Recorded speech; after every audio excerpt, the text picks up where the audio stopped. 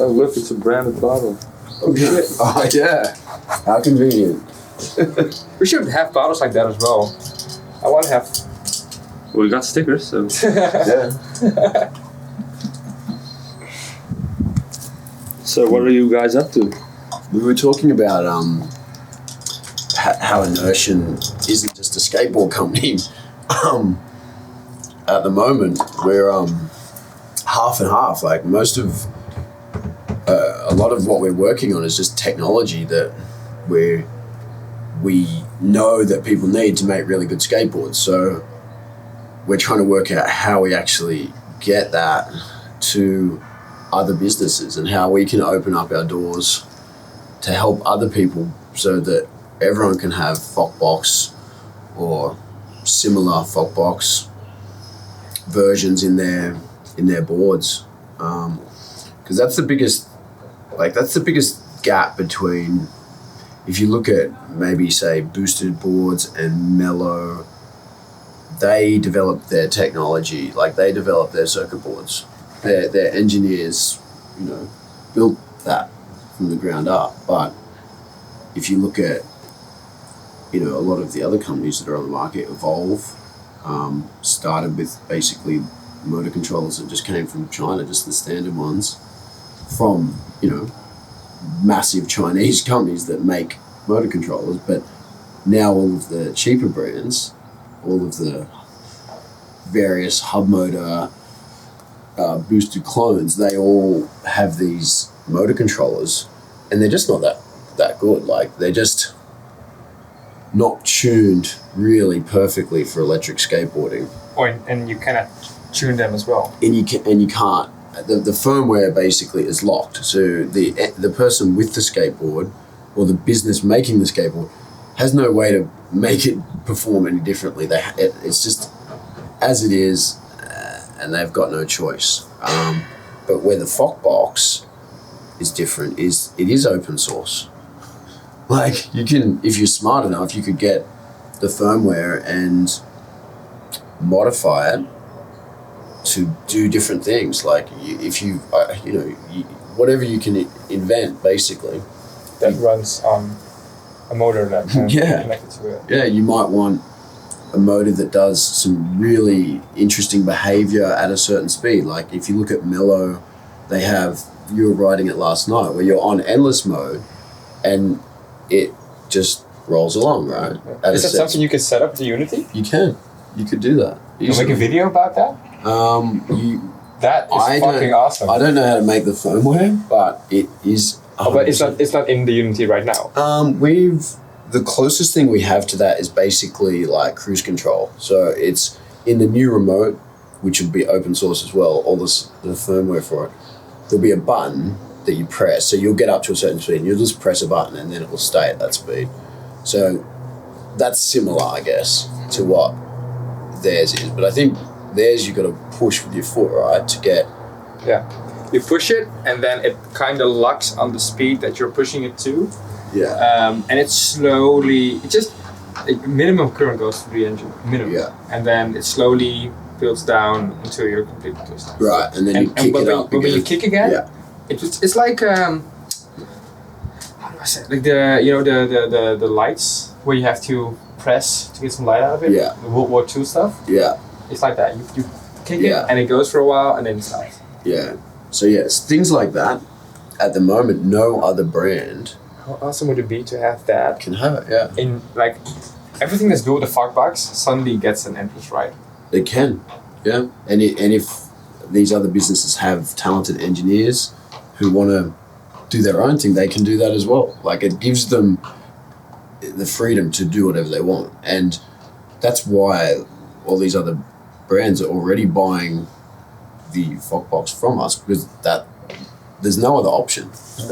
Do you think that you as Enertion should be the main developer from the Focbox, and other brands can just connect to it? See, that's like a WordPress. You got WordPress making WordPress, but you have different developers making plugins for it. Yeah.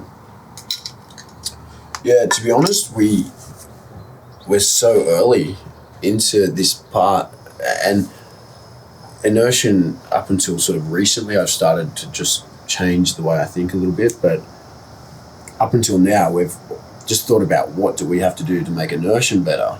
We just kept thinking internally. And just sort of recently, I started realizing that I need to start thinking outside of Enertion a little bit more and how to actually work with other people. Like, it's not that easy to work out relationships sometimes. So starting to think that way now. And some of the stuff that we're looking to do is basically with the remote control is to try to create even just an organization, like a not-for-profit organization that just controls the technology, like the communication protocols, because people could die, right? If there's a disconnection or if the quality of that is not good, there can be serious consequences. So that's one area where we're like, if we're going to make this technology, we want to get this baseline of this is how you should engineer your remote, so that if other companies want to make their own remote using our open source designs, they can make it. It can look whatever they like, but the bare minimum requirement must meet this standard. And we're going to push it out and try to make it a standard across the electric skateboarding industry, because there's nothing like that now. You could literally get any radio technology that sort of works and build an electric skateboard and put it in there, and no one questions it really. Like, there's no benchmark, there's no set standard. So that's something we're working on, so that people know how to make the best stuff, but then they can make it their own as well. But yeah, it's... Have you ever thought about the idea of, you just mentioned that somebody can get hurt while using it. Do you ever want to build in like fail safes in the software? Like hard built-in fail safes? Yeah. There's already stuff like that in it. Yeah, it's already built in. Like, it's not something we market really, because it's just something that you should have in it, I think. But saying that it's super safe because of the following reasons. Yeah, I think we need to do a better job of explaining why the Focbox is something that people want to use. I don't think we've done a good enough job at that, to be honest. And it's still developing as well. We still are coming up with new ideas. Like, we'll have meetings with the engineers and it's like, oh, yeah, that's a problem. How are we going to solve that? Like, every day we're basically doing new things that no one before us has done. So it's exciting, but it's also so difficult because sometimes we just don't know what the answer is to things. So, but yeah, I think it's because the industry is so new as well. There's a lot of things that people just don't know yet. So, we've got a long journey ahead of us, I think. Yesterday we talked about the future of e-skate or like the skateboarding. What do you think is like the next? I think we've already reached one of the highest points right now, so we're getting legalized everywhere. Mm-hmm. Do you think they will become like a main sort of transportation, or will they stay in niche?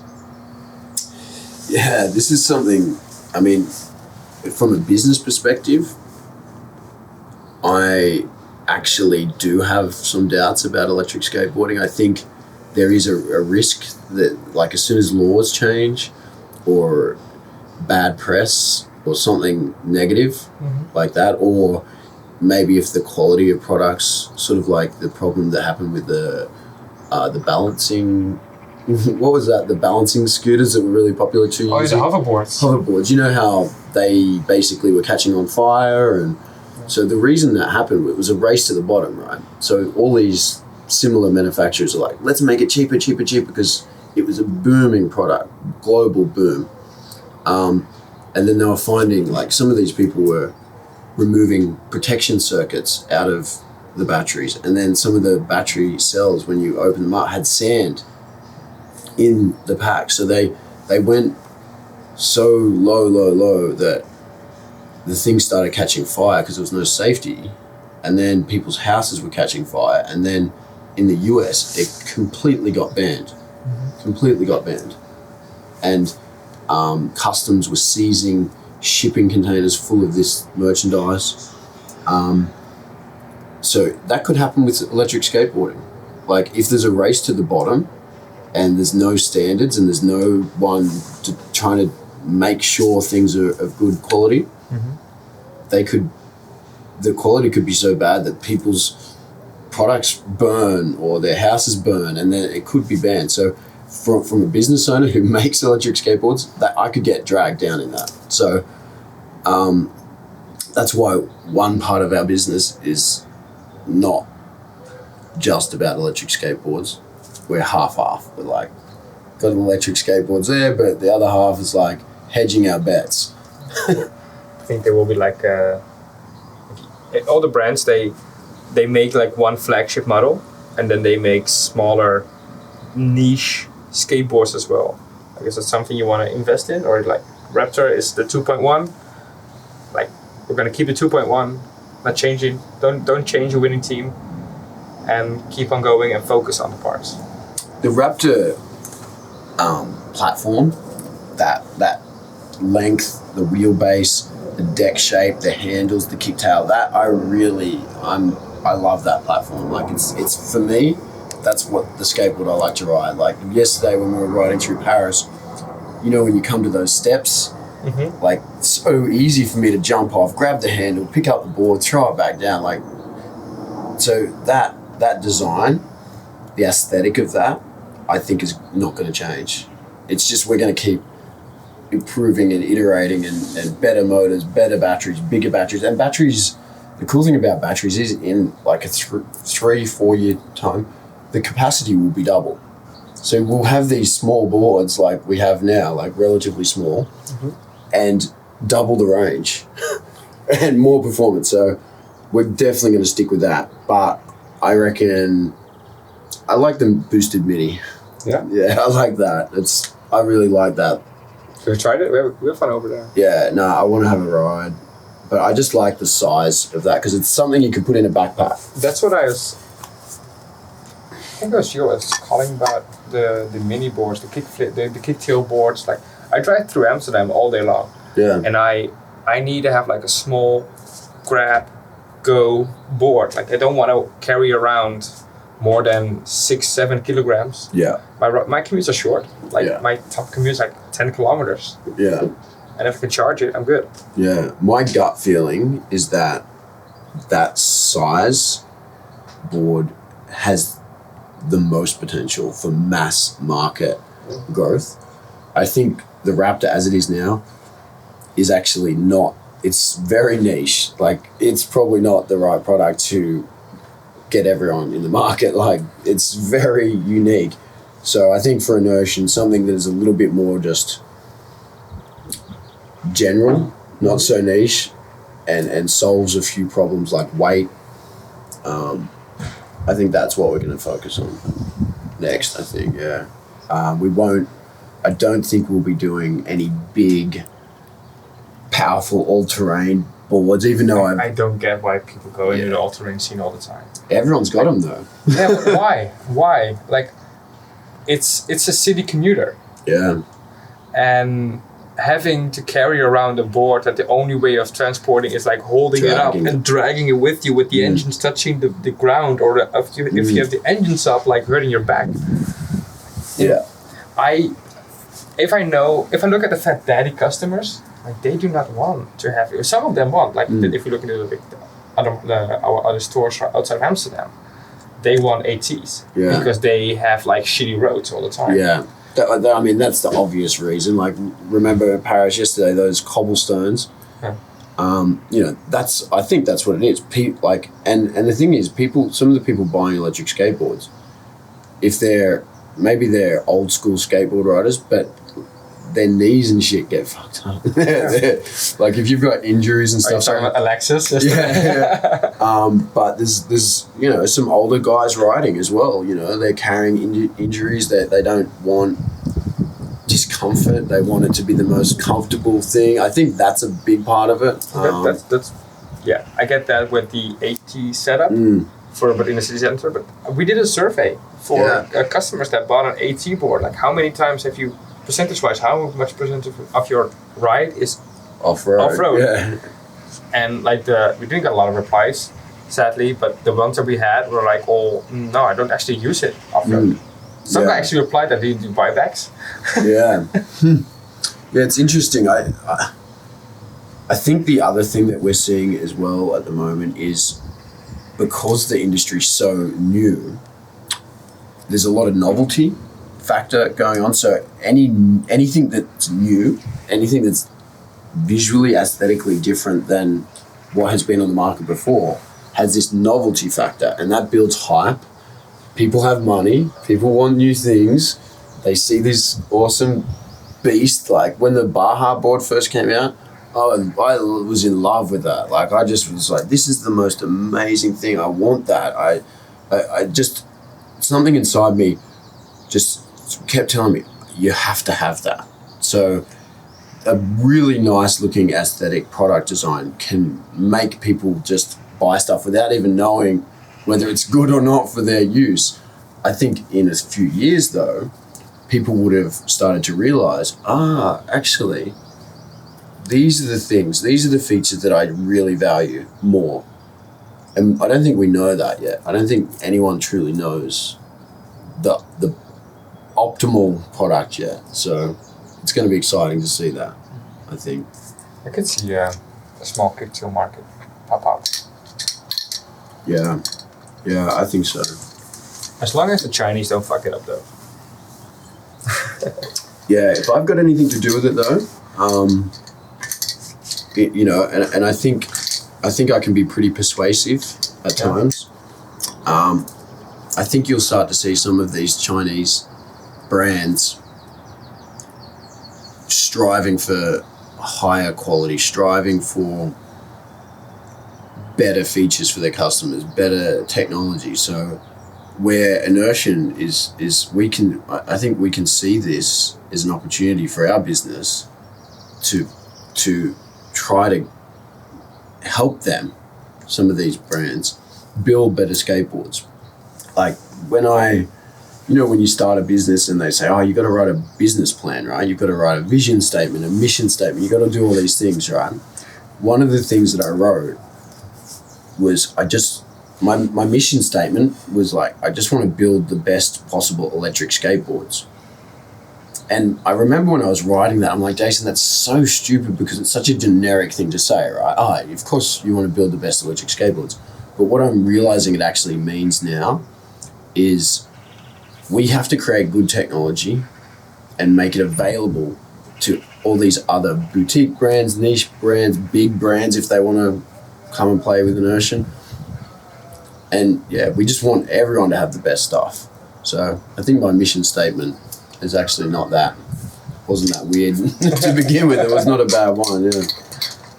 If why shouldn't everyone have the best stuff? Yeah. Might cost a little bit more though, sometimes. I wouldn't mind paying more for something I know that is 100% technology perfect. Yeah. Compared to driving certain boards out there right now. Like we as a retailer, we get like new boards in every week. Like there's a new manufacturer popping up like every 72 hours. Yeah. And we get some shitty boards inside. Like what's up with the people who are doing the balance stuff? Like with the where you lean forward and then the board goes. That is the most. Yeah, the skateboards with weight sensing instead of a remote control. Yeah. I don't get that. I don't think that's ever going to take off because, and you know this when you're riding, especially when there's people walking around, you need to be able to control the thing. Like, no matter where your weight is, you need to be able to stop if you want to stop. Yeah. So yeah, I don't think that's going to take off. Not now. Maybe if the technology gets much, much better. I think the people who buy those boards are the people who didn't got their hoverboard delivered through customs. Maybe. So they wanted something different. Yeah. Buy one wheel then. Yeah, I think one wheel. Oh, they're sick. Have you ever tried one? Yeah. Yeah, I think that's a really cool product. It's what I noticed with the one wheel, ever since I start driving them, is I just sometimes take them for like small spins. And with my skateboard, it's just practical. I have to go to meetings, I have to go to places, I take my skateboard. And my one wheel, I just throw out on the street, jump on it, and go for like a small, a small ride and then go back. Yeah. But yeah, I think that's the difference. I think if electric skateboarding is going to be truly mass market and truly grow, it has to be looked at as a tool that you use to make your day better, to be more efficient. I think that's when the market is fully grown. When people see it as a thing that they can't live with it. It's like mobile phones, right? Like, could you live your day without a mobile phone? It'd be much harder. I wouldn't be able to do anything. Yeah. Where the fuck do I need to go? Where's my next meeting? Yeah, couldn't do anything. And I think get there. an electric skateboard can, and maybe it's not even called an electric skateboard by that time. Maybe it's just like a lightweight electric vehicle or whatever it's called, but it's a platform. You stand on it. It takes you places quickly. Yeah. It's super reliable. It's easy to use. Anyone can do it. It's easy to take in to your car or in an elevator. That's I'm looking forward to that. I'm waiting for Pennyboards to make their own electric skateboard. Yeah, I don't think they will. It's awfully quiet over there now. Like that was my first like regular skateboard when I was younger. I had a Pennyboard. Drove almost the same amount of kilometers on it when I have my electric one. Yeah, they got really popular. They were like, it was a fashion statement. Maybe you should call them. I sort of have some connections with them actually. Just call them like, hey man. Yeah. You know. But yeah, I'm not sure what they're doing now. I think they got really famous really quick and made lots of money. There are a lot of brands actually that used to be big and they just disappeared from one day to the other. Yeah. No, it's the same with what's the brand called again? Fuck, I don't know the name anymore. Never mind. Were they electric skateboards? No. Electric skateboards, do you think that... I don't know. There are a lot of one-day fly brands. Like who make a one board and then drive off. Yeah. Literally. Yeah. It's same with like in Europe, you all have like small local builders who just make an electric skateboard. I love how everybody calls it like their skateboard the boosted killer. The boosted killer, yeah. And I always go like, the boosted killer. I'm waiting for Tesla to make a video like the Volkswagen killer. But yeah, I think the other thing that's going to happen as well is that there'll be more and more of these niche little boutique stores. So if you look at the cycling industry, like you can go to a bike store now and choose the frame you want, choose the rim, the seat, the brake brand, and the local bike man who runs his little store can build it for you or he can do maintenance for you, right? Mm-hmm.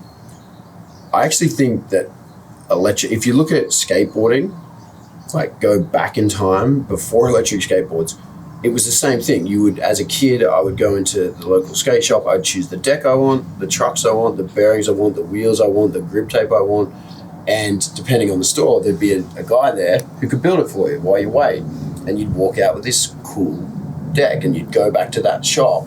If your bearing's screwed up and you need more, you'd go back there. If your kingpin snapped, you'd go back there, like to your local corner store shop, right? And I think electric skateboarding is actually going to fall back into that kind of ecosystem where the components are more interchangeable. So you ideally can choose wheels or choose the deck and have a battery and have a motor controller and have a hand controller. And then the local store, maybe they can build it for you however you want. I think that's going to get a bit bigger. It'll never be huge, but one of the stats when I was researching the bike industry, one of the stats that shocked me was it's a $20 billion industry or whatever. It's a huge industry, right? But when you break down and look at the revenue from selling complete bikes like that are pre-made, ready to go, versus parts and accessories and service, the parts and accessories part of the bike business is and the service is like 80% of the revenue comes from small stores selling parts and accessories and doing servicing. Yeah. And the actual complete product sales revenue is only 20%. It's pretty sick. It's crazy, yeah. And I think skateboard, like, believe it or not, skateboards break, right? They break. How many people did we see, you know? There's always something that has to be repairing a remote, or there's a battery problem, or like, you know, things need to be fixed. So the easier it is to get the part and fix the board, the more popular that design becomes, because it's just convenient. And we haven't seen that yet. So these boutique builders who are using Focboxes and using standard BMSs and batteries and maybe our new remote as well. I think that's what, at least that's what I want to see anyway. Whether it'll happen that way, I don't know. Would be cool. Yeah. I mean, I think that these big brands like Boosted and Evolve, if they continue to use proprietary parts, and Mellow, if they just stay proprietary, that could block that from happening. But maybe if one big name decides, let's make something that can be based from components, it could open the floodgates to that. So that would be really exciting. Maybe it's Enertion who makes that happen, huh? Are you talking about another Australian brand that you want to use the Unity? There's heaps of brands where everyone wants to use the Unity. Yeah. I'm gonna take a shower real quick though. Yeah.